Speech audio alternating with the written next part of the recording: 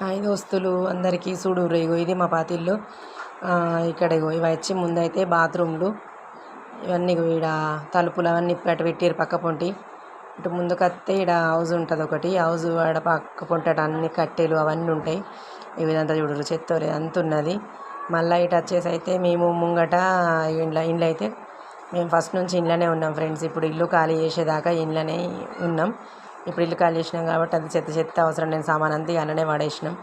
చూడుర్రి ఇటు ముందుకత్తే ఈడ గూన కట్టే అంతా ఇప్పుతురు పనులు వచ్చిరు. అరుగు మీద ఇదంతా అంగడి. మా మామయ్య తన రెక్కల కష్టంతో కొనుక్కున్న ఇల్లు ఫస్ట్.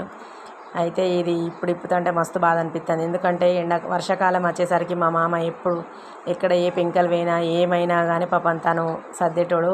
వర్షం వస్తే ఊరవకుండా. తర్వాత తన చేత కాకపోయినప్పటి నుంచి ఇక మేమే అప్పుడు సర్దుకున్నాం. తర్వాత ఈయన కాలం చేసిన తర్వాత అట్లనే ఉన్నాయి కవర్లు అవి కప్పుకొని ఉన్నాము. కానీ తర్వాత ఇక ఏంటంటే చాలా ఇబ్బంది పరిస్థితి అయిపోయింది ఇల్లంతా. ఇంకెంత కవర్లు కప్పినా ఏం చేసినా ఆకుండా అయింది. అందుకే కొత్త ఇల్లు కట్టుకుందామని అయితే ప్రయత్నం చేసినాం.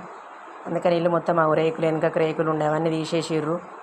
గూన కట్టే అంతా అయితే తిప్పుతారు ఫ్రెండ్స్. ఇక చూడుర్రి పాత ఇల్లంతా అయిపోతుంది. దీన్ని ఇప్పుతంటే చాలా బాధ అనిపించింది. నేను ఇండ్లు ఉన్నాము. ఇప్పుడు వేరే మా మామయ్య తన కష్టంతో కొనుక్కున్న ఇల్లు పోతుంది అని చాలా బాధ అనిపించింది. ఇన్ని రోజులు ఇండ్లు ఉన్నాం కదా అని. మీకు